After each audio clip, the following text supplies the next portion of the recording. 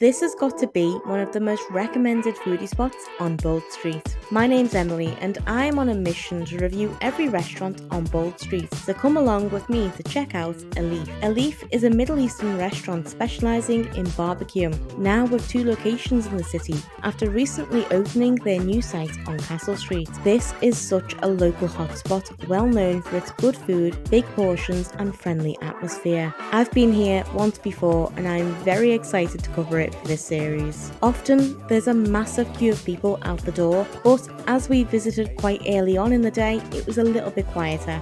For starters, we went for a classic, the hummus. I'd say this is probably the most flavourful hummus I've had in a restaurant. The freshly cooked warm bread was so soft and quite addictive too. For my main, I opted for Ali Nazik, which is barbecued char-grilled pieces of chicken and lamb served on a bed of smoked aubergine and garlic yogurt. I thought this dish was very tasty with flavourful spices throughout.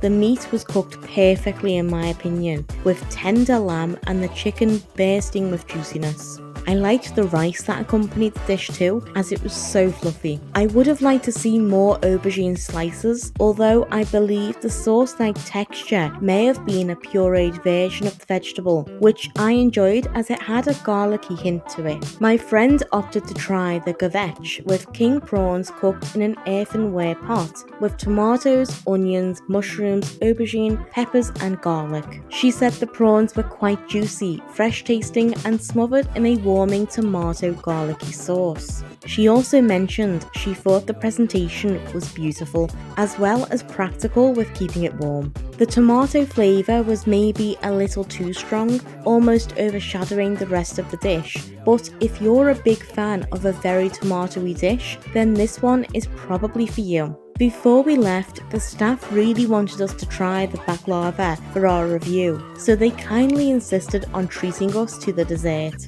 This is one of those desserts that is just the right way to end the meal.